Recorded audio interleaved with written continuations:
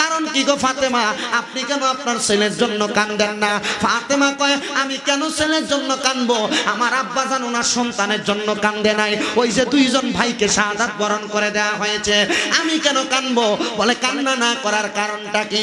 কয়, আমি জানি আমার কলিজার টুকরা সন্তান ইমাম হুসাইনের শাহাদাতের বিনিময় আল্লাহ তাআলা আমার আব্বাজান আখিরি জামানার পয়গম্বর নবীজির উম্মতদেরকে মাফ করে দিবে।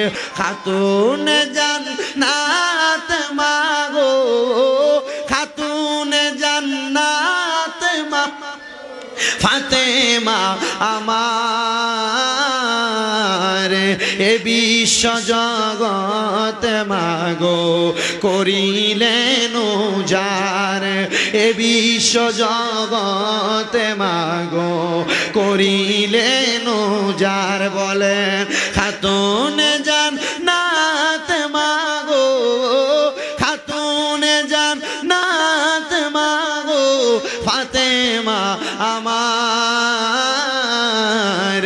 এ বিশ্ব জগৎ মাগো করিলেন উজার।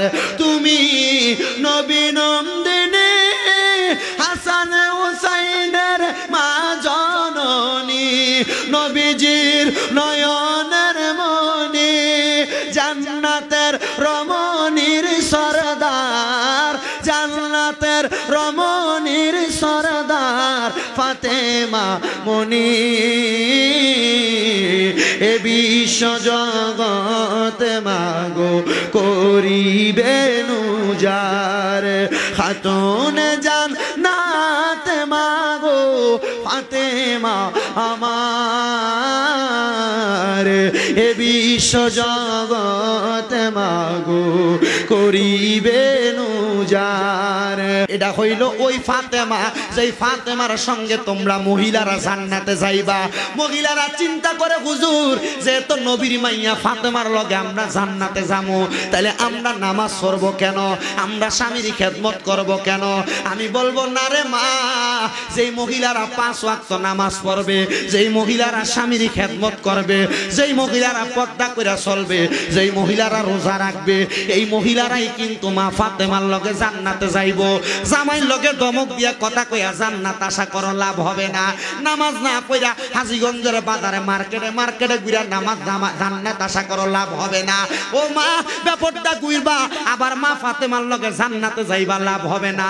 জামাই 1 গ্লাস পানি চাইছে, ধমক দিয়া বলছো এখন না নিজে লইয়া খাও, আবার তুমি জান্নাতের আশা করবা। আল্লাহর কসম, স্বামীর অবাধ্য হইয়া মা ফাতেমার লগে জান্নাতে যাইবা দূরের কথা, জান্নাতের সুঘ্রাণও তোমরা পাইবা না। আর আল্লাহর নবী কয়, জান্নাতের সুঘ্রাণ 500 বছরের রাস্তা দূর থেকে পাওয়া যাবে। জবানটা খুলা কন্যা সুবহানাল্লাহ। ও বন্ধুরে, ও নবীর প্রেমিকের দলেরা, আমার নবী কয়, ইমাম হাসান আমার ডান রান মুবারকের উপরে, ইমাম হুসাইন আমার বাম রান মুবারকের উপরে, ফাতেমা আমার ঘরের দরজায় দাঁড়ায় আছে। আমি ইমাম হুসাইনের গলা মুবারকের মধ্যে চুমা দিছি, আর ইমাম হাসানের ঠোঁট মুবারকে চুমা দিছি। হযরতে ফাতেমা আয়েশা ডাক দিয়া কয়, ওগো আল্লাহর হাবিব, আমার কলিজার টুকরা আব্বাজান, আপনার 2 জন নাতি আপনার কাছে সমান হকদাতা, কিন্তু আমি তাকে দেখলাম আপনি ইমাম হাসানের ঠোঁট মুবারকের মধ্যে চুমা দেন, আর ইমাম হুসাইনের গলা মুবারকের মধ্যে চুমা দেন। ইয়া রাসূলুল্লাহ, নবী গো, আপনি নবীর কাছে জানতে চাই এটার কারণটা কি? আপনি নবী আমাদের কাছে বলবেন নি? আমার নবীজি ছোট বাচ্চা মানুষ যেমন ভাবে মুখেও কান্দে, চোখেও পানি ছেড়ে দেয়, আমার নবী ঠিক কেমন ভাবে কান্না করতেছে।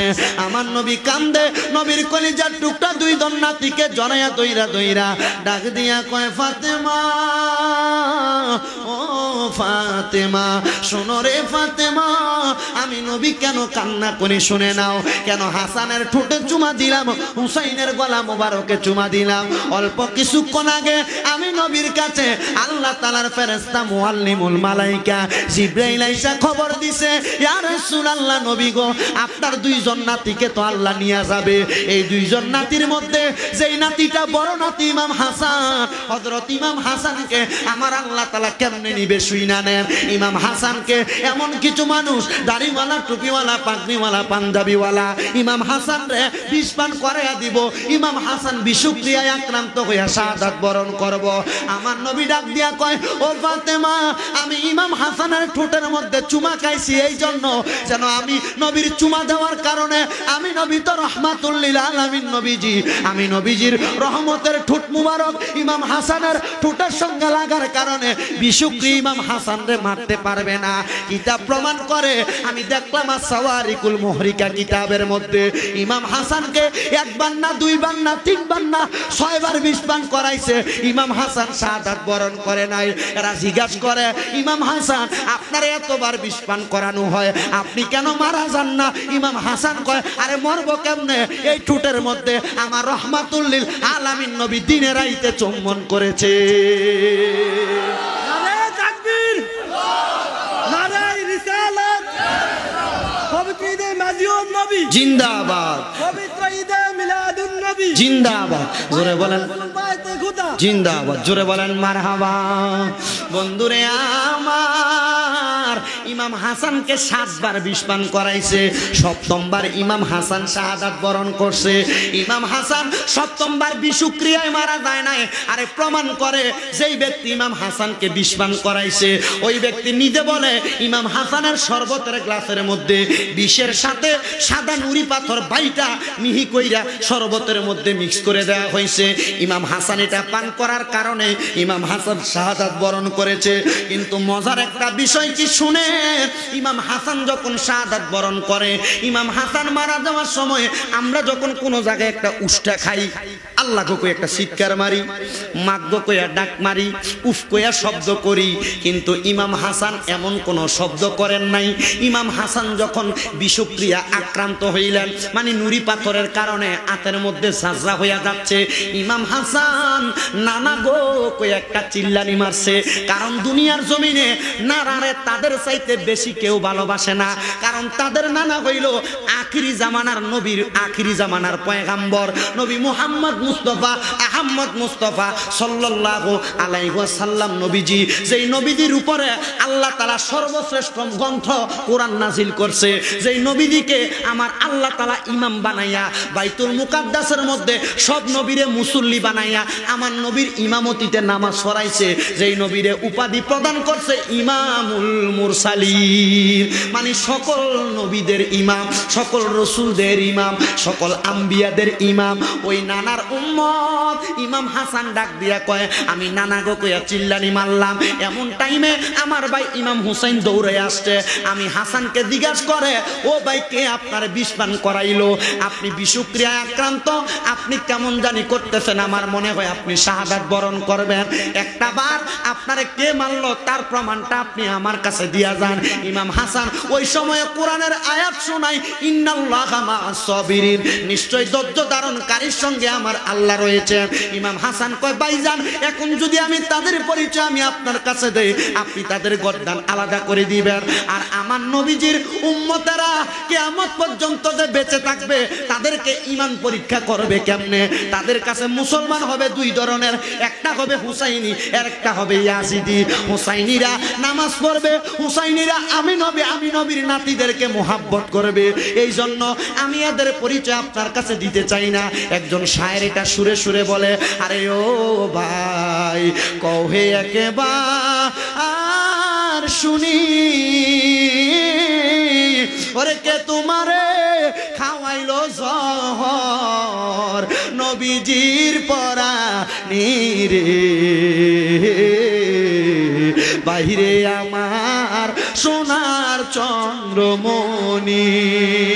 আল্লাহ বলে, ও জিবরাইল জিবরাইল যাও না রে চলিয়া, আর 70,000 ফেরেশতা আনো জানাজার লাগি ইয়ারে, বাইরে আমার সোনার চন্দ্রমণি। ও ভাই কহে একবার শুনে, ওরে কে তোমারে খাওয়াইলো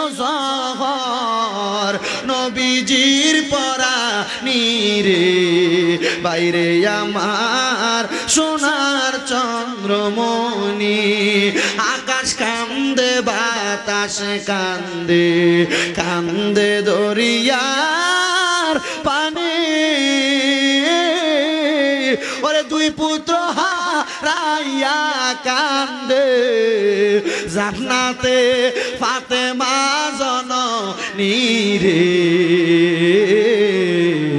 বাহিরে আমার সোনার চন্দ্রমণি বলিয়ার যুব ও বলিয়ার মুরব্বী বাবারা ও বলিয়ার পর্দার অন্তরালের মা আগামী 5 মিনিটের মধ্যে আপনারা বয়ানের মজাটা বুঝতে পারবেন। হযরত ইমাম হাসান যখন শাহাদাত বরণ করলেন এবার পালা আসলো হযরত ইমাম হুসাইনের। ইয়াজিদের দলেরা কুফার মধ্য থেকে 1200 মতান্তরে 1250 চিঠি দিয়েছে। কয়টা চিঠি? 1200 মতান্তরে 1250 চিঠি দিয়েছে। হযরত ইমাম হুসাইন রাদিয়াল্লাহু তাআলা আনহুকে মক্কা নগরী থেকে কুফায় নেওয়ার জন্য হযরত ইমাম হুসাইন রাদিয়াল্লাহু তাআলা আনহু 1250 চিঠি পাওয়ার পরে রওনা করলেন। রওনা করে কারবালার ময়দানে উপস্থিত হয়ে গেছে। একদিন থেকে 10 মুহররম পর্যন্ত কারবালার ময়দানের মধ্যে 71 জন শাহাদাত বরণ করেছে। বলেন কয়জন? 71 জন শাহাদাত বরণ করেছে। মতান্তরে 70 থেকে 72 জন কারবালার ময়দানে ইমাম হুসাইনের দলেরা শাহাদাত বরণ করেছে। বন্ধুরে ইমাম হুসাইন রাদিয়াল্লাহু তাআলা আনহু কারবালার ময়দানে এখনো যান নাই। বৃহস্পতিবার দিবাগত রাত্র ইমাম হুসাইন রাদিয়াল্লাহু তাআলা আনহু কোরআনুল কারীম ওনার সিনার মধ্যে ধারণ করা ছিলেন। ওনার কলিজার টুকরা স্ত্রীর নাম ছিল হযরতে সাহারা বানু। হযরত ইমাম হুসাইন নবীজির সুন্নাহ মোতাবেক সাহারা বানুর ডান উরুর মধ্যে ওনার মাথাটা রাইখে একটু শুইছেন ক্লান্ত অবস্থায়, সারাদিন যুদ্ধ বিধ্বস্ত অবস্থা। ইমাম হুসাইন যখন সাহারা বানুর সুন্নত স্ত্রীর রান মুবারক রানের উপরে মাথা রেখে ঘুমানো কি কথা কয় না? আর আপনি তো কাম গাছ সাইরে সেই স্ত্রীকে সময় দিবেন, কোনরম নাক টেনে ঘুমান, বুঝে আছে বোর যে হকও কিছু আছে এটা মনে থাকে না। কথা কয় না? বুড়ো হইলে বোর হক আসেনি, কথা কয় না আসেনি? আরে বউ এটা যদি আপনি নিজেও বুড়া হন বউও বুড়া হয়, সুন্দর কথা বলে সারা রাত ফার করে দেওয়া যায়নি। কথা কেন? আল্লাহ নবীর সুন্নত। নবীজি বলছে যদি স্বামী স্ত্রী তোমরা যদি মুরব্বী হয়ে যাও, অনেক বয়স্ক হয়ে যাও, তোমরা এক বালিশকে তোমাদের বিছানার জন্য নির্দিষ্ট করো। কয় বালিশ? একটা বালিশকে নির্দিষ্ট করো। ইয়া রাসূলুল্লাহ কেন? নবীজি বলছে স্বামী স্ত্রী যত লাইগা একসাথে পাশাপাশি থাকবে, সমস্ত জগতের যত অংশ খালি থাকবে, এই খালি জায়গা আল্লাহ রহমত দিয়া ভরপুর করে দিবে। আস্তে সুবহানাল্লাহ কয় রে, কিপটামি করে রে, খালি রাখা যাবে না। আর মা বোনেরা জামাই যদি একদিন একটু ধমক দেয় মাথাটা ঘুরে অন্য দিকে ফিরে উঠতে কথা কয় না? আছে আজকে আমার মাদারীপুর থেকে একজন কল দিয়েছে। কোন জায়গা? মাদারীপুর থেকে। হুজুর আমার স্ত্রী এই অন্যায় করেছে, হুজুর আমি চাচ্ছি তাকে তালাক দেওয়ার জন্য। আমি জিজ্ঞাসা করলাম, আমি চিন্তা করলাম, আমি যদি কই আমার পরামর্শ লেগে কল দিছে, এখন যদি আমি কই তালাক দিয়ে দেন দিয়ে দিব। আমি কইলাম ভাইজান ক্ষমা করা মুহূর্তের লক্ষণ। কিসের লক্ষণ? মুহূর্তের। আমি বললাম আপনার স্ত্রীর 10টা অন্যায় আপনি ক্ষমা করে দেন, এবং তার যে অন্যায়গুলা তার বাবার বাড়ির 2-3 জনকে ডাইকা তার সাথে বসাইয়া তাদের কাছে তার অন্যায়গুলা বইলা দেন। যখন সেই অন্যায়গুলার কথা স্বীকার করবে তখন সে ভবিষ্যতে আর এই অন্যায় করবে না। বউরে কোনো অন্যায়ের কারণে মারার আগে সাময়িক শাস্তি দিবেন। হুজুর সাময়িক শাস্তি কি? নবীজি বলছে তোমাদের স্ত্রী যদি তোমাদের কথা না শোনে, প্রথম তোমরা তাদের বিছানা আলাদা করে দাও। কি আলাদা করে দাও? বিছানা আলাদা করে দাও। যখন দেখবে তোমার স্ত্রী তখনও তোমার কথা শোনে না, তখন তুমি তোমার স্ত্রীকে সাময়িক প্রহার করো, তবে সাবধান মুখের ভিতরে আঘাত করবা না। তোমরা তোমাদের স্ত্রীকে সাময়িক প্রহার, যদি দেখো সাময়িক প্রহারেও হয় না, গুম্মুর গুম্মুর কিলে তো কিন্তু কইছে না, আপনি তো একটার থেকে একটা হলে ধুম করে একটা মারেন, এটা করা যাবে? করা যাবে? নবীজি বলছে তোমাদের স্ত্রী তোমাদের কাছে সাময়িক সময়ের মেহমান, আমি আল্লাহ তাআলা কিছুক্ষণ পরে কিছুদিন পরে তোমাদের কাছ থেকে আবার নিয়ে আসবে। এরপরে যদি দেখেন হয় না, তাহলে তার বাবার বাড়ির লোক ডাক দিয়ে তাকে সুন্দর একটা সমাধানের জন্য চেষ্টা করবেন, দেখবেন ঠিক হয়ে গেছে। বিয়ে করছো নি তুমি? বিয়ে তো করছিস না, ঠিক কস। আল্লাহ তাড়াতাড়ি বিয়ে করার তৌফিক দাও, আমিন কর। বিয়ে করা কি গুনার কাম নাকি? কথা কয় না, গুনার কাম করাই দিবেন। সন্তান প্রাপ্ত বয়স্ক হয়েছে, যখন দেখবেন আশেপাশের বাড়ির মায়ে বানি রুকি দুকি দেয়, তখনই বিয়ে করাই দিবেন। হুজুর বলে কারণ কি? কারণ এরে আপনি বিয়ে করাই দিলে এত আর অন্য বেডির দিকে যাইতো না। কথা কয় না কেন? চাইবো অন্য মেয়েদের দিকে তিস্কারি করবো, এদের আর বোর প্যারা লইয়ে হারাইতো না, অন্য মেয়ের প্যারা লইব। ঠিক আছে, ঠিক না? আল্লাহ তাআলা বোঝার তৌফিক দাও। ঠিক কেমনে বুঝবেন? যারা বিয়া করছে এরা না বুঝে। তবে এই বিবাহ আল্লাহ তাআলার অসংখ্য বড় নিয়ামত। বলেন আল্লাহ তাআলার কি নিয়ামত? অসংখ্য বড় নিয়ামত। আল্লাহর হাবিব সাল্লাল্লাহু আলাইহি সাল্লাম এজন্য এটার মাধ্যমে রিজিক। অনেকে চিন্তা করে আমার ফুতে এখনো নিজের ভাই দাঁড়াইছে না, আমি আমার ফুতের কি লেগে বিয়ে করাইতাম, এতে নিজের ভাই দাঁড়াইছে না, এবার ভাই দাঁড়াই রইছে। ঠিক না? জি না, এ চিন্তা করা যাবে না। সন্তান প্রাপ্ত বয়স্ক হইলে তার বিবাহ করাইবেন। বলে হুজুর এখন তো কামাই করে না, তারে কি বালা করে বিয়া করান যাইবো? বালা করে কেন, আপনি ফকিন্নির জিয়াইনে বিয়া করাই দিবেন তারে, মাইয়া যদি সুন্দর হয়। কারণ কি, সে তার রিজিক নিয়ে আপনার বাড়িতে আসবে। মানে আপনি চিন্তা করেন, আমার 2 তলা বিল্ডিং, আমার ফুতের বউ যদি বাপের বাড়িতে বিয়ার বেদ যদি 2 তলা না হয়, তাহলে আমার বাড়ির লোকটি যে যাইবে তার বেদ খাইতো, আমার কি শরমটা রইল না? জি না, এটাও একটা জুলুম। এটা কি জুলুম? সাবধান, এসব বিষয় খুব একবারে বেশি কেয়ারফুল থাকবেন। মনে করেছেন আপনার সমপরিমাণ হইয়া আপনি আপনার বউ ছেলেকে বিয়ে করাইবেন না। আপনি যদি আপনার সাথে নিচু ফ্যামিলি বিয়ে করাই আনেন, তখন মাই আপনার ফুতের লগে আপনার লগে গাঁর বিয়া কইরা কথা কইতে সাবধানে কথা কইব। তা আপনি তো বিয়া করানোর সময় ফয়সালার মাইয়ে বিয়ে করাই আনেন, তখন মাইয়া তো আজীবন পয়সা দেখতে দেখতে বড় হয়েছে, তখন আপনার ঘাটটা ভাগ দিয়ে কয় আমি কি আপনার কাছে এমনি আইছি 5 লাখ দিয়া তো আল্লাহ আমার বাপে বাড়াইছে লয়নি 5 লাখ 2 লাখ 3 লাখ। তখন আর ফুতের বিয়া করায় না, বিয়া দেয়। তখন ফুতে আর মা বাপের কথা শোনে না, তখন বউর কথা শোনে। কথা ঠিক আছে? যে ঘরে দেখবেন বউ হদ্দারি করে, ফুতে বউর কথা হইনা চলন লাগে, মা বাপের কথা বউ শোনে না, সেই ঘরে মনে করবেন তারা যৌতুক লয়ে বিয়া করেছে। এই যৌতুকের অপকারিতা হইল এটা। আপনি যৌতুক লইবেন, আপনার ছেলের বউ আপনার কথা শুনবেন। আপনি যৌতুক লইবেন, আপনার ছেলের বউ আপনার উপর দিয়ে ধমক দিয়ে কথা বলবে। আপনি যৌতুক লইবেন, আপনার ছেলের বউ আপনার ফুতেরি দিয়ে ঢেক মাথাইবে। কথা কি ঠিক? মারতেন না, এটি একবার তিক্ত সত্য কথা। আল্লাহ তাআলা বুঝার তৌফিক দান করুন। শেষ করার আগে আর একটু মুহাব্বতে দরুদ শরীফ আদায় করেন। আল্লাহুম্মা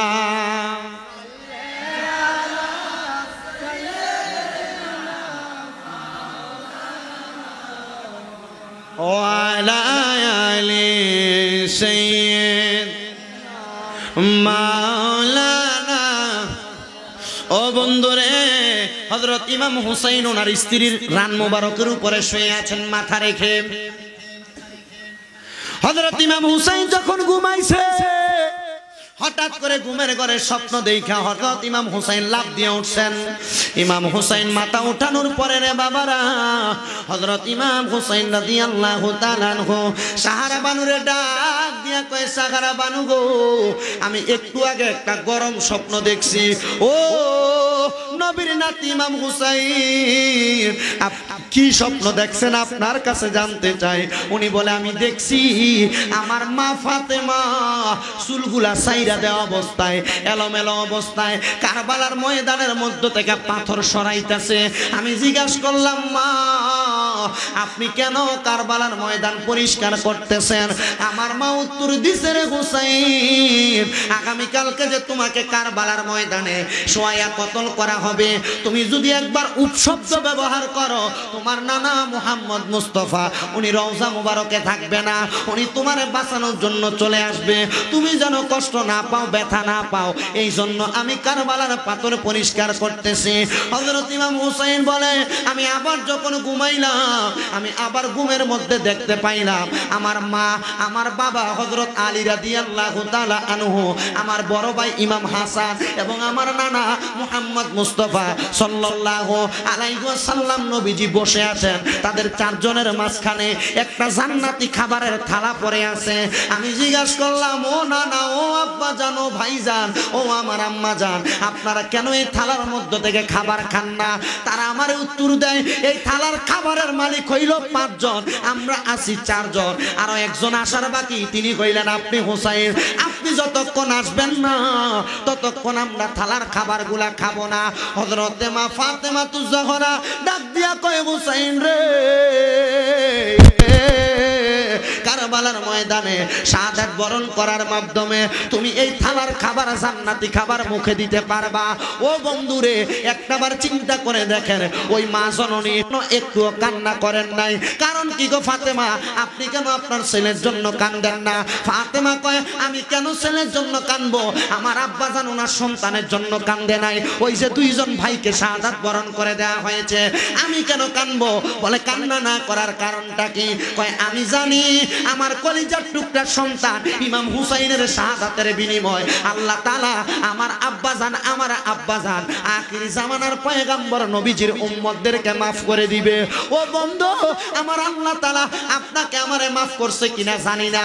আজকের মাহফিলে এমন অনেক সন্তান আছেন যাদের মা নাই, যাদের বাবা নাই, আম্মা আব্বা কবরে শুয়ে আছে। ওই আম্মা আব্বারে আল্লাহ maaf করছে কিনা জানি না। আপনার মা আপনার বাবা জান আপনার লাখ লাখ টাকার সম্পদ দিয়া গেছে, আপনার মা আপনার বাড়ি দিয়া গেছে, আপনার বাবা আপনার ক্ষেত পাথরের জায়গা দিয়া গেছে, কিন্তু ওই মা অন্ধকার কবরের যুবক, ওই আব্বা জান অন্ধকার কবরে, আম্মা আব্বা কবরে কেমন আছে তুমি সন্তান জানো না।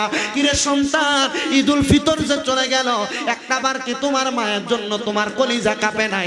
একটা বার কি তোমার আব্বার জন্য কলিজা কাঁপে নাই? কত দামি দামি পোশাক পরলা, আব্বা জানরে 500 টাকা দিয়ে কিনে একটা লুঙ্গি পরাইতে পারলা না, আম্মা জানকে 1000 টাকা দিয়ে একটা কাপড় পরাইতে পারলা না। ও আল্লাহ গো, আজকে এই গাউসিয়া আহমদিয়া কাউকাবিয়া খানকা শরীফের মাহফিল থেকে আপনার কাছে ফরিয়াদ জানাই গো, যাদের মা কবরে, যাদের বাবা কবরে, তারা ঈদে আম্মা আব্বারে নতুন জামা কাপড় পরাইতে পারে নাই। ও আল্লাহ, তুমি তাদের আম্মা আব্বারে জান্নাতি পোশাক পরাইয়া দিও। আমি জানি না এই বলিয়া এলাকার কত মা বোনেরা পর্দার অন্তরালে শুয়া রইছে, কার জানি মা নাই, কার জানি বাবা নাই। আম্মা আব্বার জন্য একটু পরে আখিরি মুনাজাতে দোয়া করা হবে। এ সন্তান, যাদের মা বাবা বেঁচে আছে, তোমাদের কাছে আবদার করে যাই, আমি শামীম ব্রাদার এই ওয়াজটা বৃথা।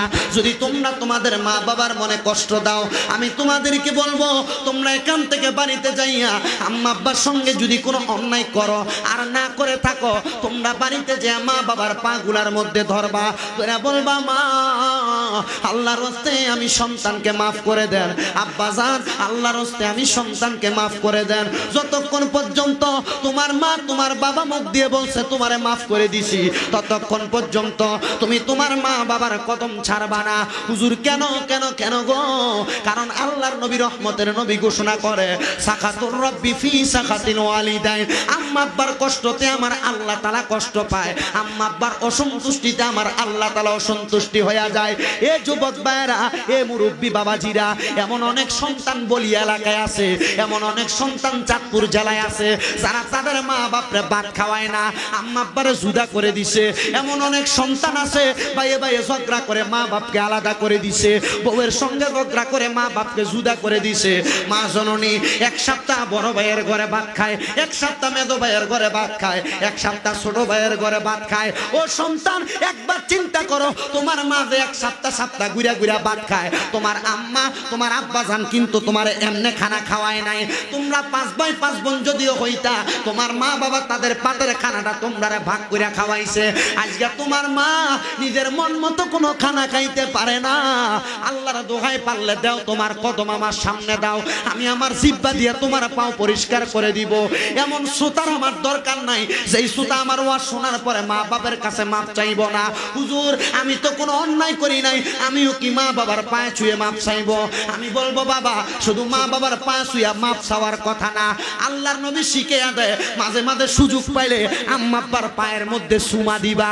হুজুর এটা কেমন কথা বললেন? শিরিক হয়ে যাবে না রে যুবক ভাইরা না। আল্লাহ তাআলার অসংখ্য রহমত, অসংখ্য বরকত। আল্লাহ তাআলা আমি শামীম ব্রাদার এমন সম্মান দিছে, আমি শামীম ব্রাদার এত সম্মান দিছে। 2009 সাল থেকে 10 সালের মাঝামাঝি সময় আমি ওয়াদে শুই না যাইয়া আমার আম্মা আব্বারে বেড়ার ঘরের মধ্যে যাইয়া আম্মা আব্বার কদমের মধ্যে চুম্বন দেওয়ার কারণে এখন আপনাদের দোয়ায় কুমিল্লা শহরে আমি শামীম ব্রাদার 6টা মাদ্রাসা চলে। আপনাদের দোয়ায় যেই গাড়ি চড়ি, দামি গাড়ি, আপনাদের দোয়ায় যেমনে চলি, মানুষ বড় সম্মান করে, মানুষ বড় ইজ্জত করে। এটা অন্য কোনো কারণে না, একমাত্র আমার আম্মা আব্বার দোয়ার কারণে। আল্লাহর দোহাই লাগে রে যুবকের দল, আজকে এখান থেকে বাড়ি বাড়িতে যা মা বাবার পা গুলা ধরবা, ধরে বলবা মা এতদিন জুদা খাইছেন আর খাওয়া লাগবে না, আমার 4-5 ভাই আপনারা খাওয়া কার না খাওয়া আমি ফুটে আপনারা একা খাওয়ার খাওয়াবো, আপনি মানুষের ঘরের দরজায় দরজায় ঘুরা লাগবে না। হুজুর আমি তো কোনো অন্যায় করি নাই, আমি কেন মাপ চাইবো? মাপ চাইবা আম্মা আব্বার কদমের কাছে পড়ে থাকলে মা বাপ বুঝে আমার পুত্র এখনো আমার অবাধ্য হয় নাই। এ যুবক ভাইরা, এ মুরব্বী বাবাজিরা, আম্মা আব্বার কদমে চুম্বন করবার সুযোগ পাইলে হুজুর এটা কেমন কথা? চুম্বন কেন করব? আমার নবীর একজন প্রাণের সাহাবী উনি বলেন শোনো, আমি নিয়ত করেছিলাম যদি মক্কা বিজয় হয়ে যায় আমি মক্কার চৌকাঠের মধ্যে যে সুমা দিব। আমার নবীজি মদিনাতে আসছে, আমি আমার নবীরে বললাম ইয়া রাসূলুল্লাহ মক্কা তো বিজয় হয়ে গেছে, আমার তো মন আছে আমি মক্কা শরীফের চৌকাঠে সুমা দিতাম, আমি গো আমার তো সামর্থ্য নাই, আমি কেমনে মক্কায় যাইতাম? আর কোন সিস্টেম আছে নাকি? আমার নবী শিখে দেয় বাড়িতে তোমার মা আসেনি রে সাহাবী, ডাক দিয়ে কয় কলা না আমি ইয়া রাসূলুল্লাহ আমার মা বেঁচে আছে, আমার মা বেঁচে আছে।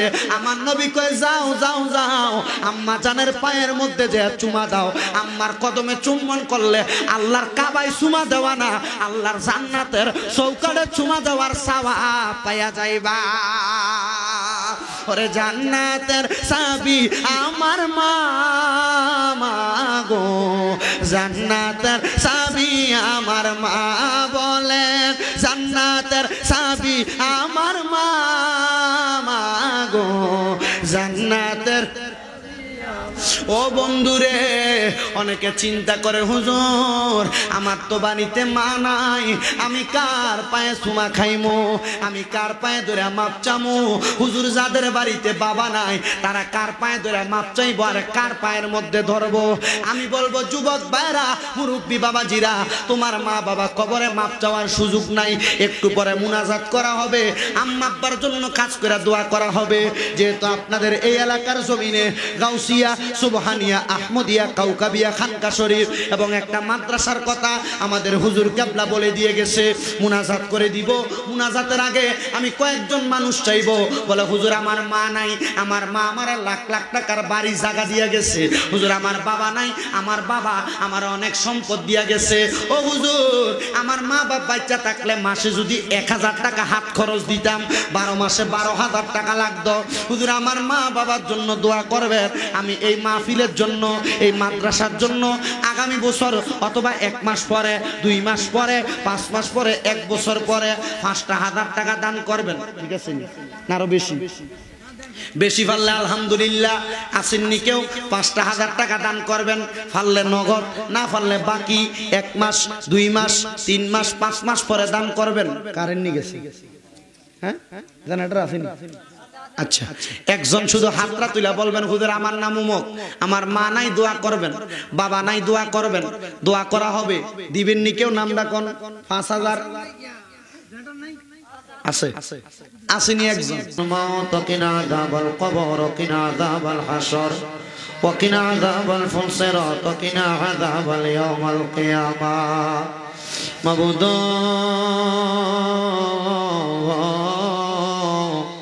ও দয়াল আল্লাহ, একটু রহমতের নজর করে তাকিয়ে দেখেন গো আল্লাহ, পবিত্র ঈদে মাজিউন নবী এবং ঈদে মিলাদুন নবী সাল্লাল্লাহু আলাইহি ওয়াসাল্লাম উপলক্ষে আন্তর্জাতিক ইসলাম প্রচারক গাউসে জামান শেখ ডক্টর আহমদ পেয়ারা বাগদাদি পীর সাহেব কেবলা হুজুর কেবলার স্মরণে ইমানি নুরানি রহমতি মাহফিলের মধ্যে আল্লাহ এই বলিয়া গাউসিয়া, সুবহানিয়া, আহমদিয়া, কাউকাবিয়া, খানকা শরীফ এবং কারি আব্দুল মালিক দরবেশ রহমতুল্লাহ আলাইহির বাড়ির প্রাঙ্গণে আমাদের মহান মুর্শিদ কেবলা আলহাজ শেখ শাহজাদা গোলাম মোহাম্মদ আব্দুল কাদের কাউকাবাল কাদরি হুজুর কেবলার সদারতে জান্নাতের বাগান মাহফিল সাজায়া আল্লাহ আমি ওদম গুনাহগার শামীম হোসেন রেজার সঙ্গে আখিরি মুনাজাতের সঙ্গে আমার কতগুলা দাড়ি পাকা মুরব্বী বাবারা, যুবক নওজোয়ান ভাইয়েরা, ছোট্ট ছোট্ট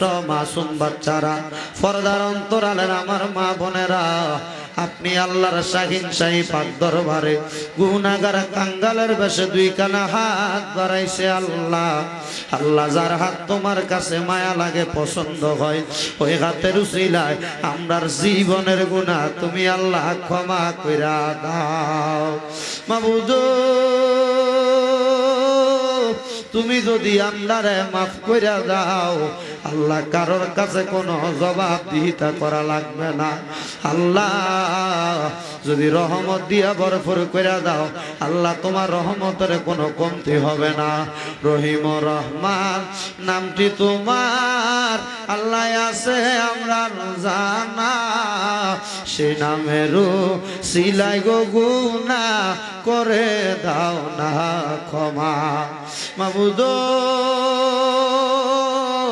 আজকের জান্নাতের বাগান মাহফিলে কে জানি হাত বাড়াইছে, কার জানি মান, কার জানি বাবা নাই, যেই বাবা রিক্সা চালাইয়া মাটি গাইটা মাথার গাম পায়ে ফালাইয়া পরের বাড়িতে বদলার কাজ কইরা সন্তানরে মানুষের মতো মানুষ কইরা দেওয়ার জন্য আব্বা এত কষ্ট কইরা আজকে আব্বা জান অন্ধকার কবরে রে আল্লাহ, আব্বার কবর তুমি আল্লাহ জান্নাতের বাগান বানায়া দাও। দয়াল রে, যেই মা নিজে না খায়া সন্তান রে খাওয়াইছি, 10 মাস 10 দিন গর্ভে লইয়া প্রসব বেদনা সহ্য করতে মার বড় কষ্ট হইছে। আল্লাহ এমন মাজার কবর দেশে আল্লাহ রাইখো তোমার মায়ার নজরে, সেই মায়ের কবরেতে আযাব তুমি দিও না, দুঃখের দরদি আমার জনম দুঃখী মা। আল্লাহ এমন এতিম আছে রে, মাও নাই বাবাও নাই, জনমের এতিম। আল্লাহ যাদের মা বাবা কবরে, আম্মাই আব্বার কবর জান্নাতের বাগান বানায়া দাও। যাদের মা বাবা বেঁচে আছে গো, হায়াতে তৈয়বা নসিব করে দাও। যাদের মা বাবা অসুস্থ, পরিপূর্ণ সুস্থতা নসিব করো। মাবুদ, আমার একজন ভাই ইউসুফ ভাই বিদেশ থেকে দোয়া চাইছে, অসুস্থ অবস্থায় মুখের মধ্যে কি যেন সমস্যা, রোগ দেখা দিয়েছে। আল্লাহ আমার ভাইটারে রোগ থেকে শেফা দান করো। এই বলিয়া এলাকার প্রত্যেকটা মানুষকে তুমি কবুল আর মঞ্জুর করে নাও। আল্লাহ প্রত্যেকের ব্যবসা বাণিজ্য কাজে কর্মে চাকরি বাকরির মধ্যে বরকত দান করো।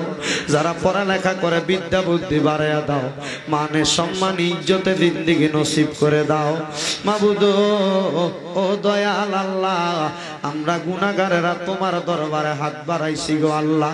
পর্দার আড়ালের কত মা বোনেরা দোয়া চায়, আমার মা বোনদেরকে কবুল মঞ্জুর করে নাও। কত প্রবাসী ভাইরা বিদেশ থেকে দোয়া চায়, যেই প্রবাসীরা দেশের মধ্যে মা বাবা সন্তান সন্ততি স্ত্রী রাইখা দিয়া বিদেশের বাড়িতে বাংলাদেশের রেমিটেন্স খাতকে রক্ষা করার জন্য এত কষ্ট করে, আল্লাহ আমার প্রত্যেক প্রবাসী ভাইদেরকে তুমি কবুল আর মঞ্জুর করে নাও। দয়াল রে আল্লাহ, আমার ফিলিস্তিনের মুসলমান, গাজার মুসলমানদেরকে তুমি হেফাজত দান করো। সোনার বাংলাদেশের উপর তোমার খাস রহমত বরকত দান করো। প্রত্যেকটা মানুষকে কোরআন এবং সুন্নাহ মোতাবেক চলাফেরা করার তৌফিক দান করো। এই মাহফিল কিয়ামত পর্যন্ত কবুল আর মঞ্জুর করে নাও। আর আমরার মরণের আগে আখিরি জবানে মধুর কালেমা পড়াইয়া দিয়া লা ইলাহা ইল্লাল্লাহু মুহাম্মাদুর রাসূলুল্লাহ সাল্লাল্লাহু আলাইহি ওয়াসাল্লাম। আসসালামু আলাইকুম ওয়া রাহমাতুল্লাহ।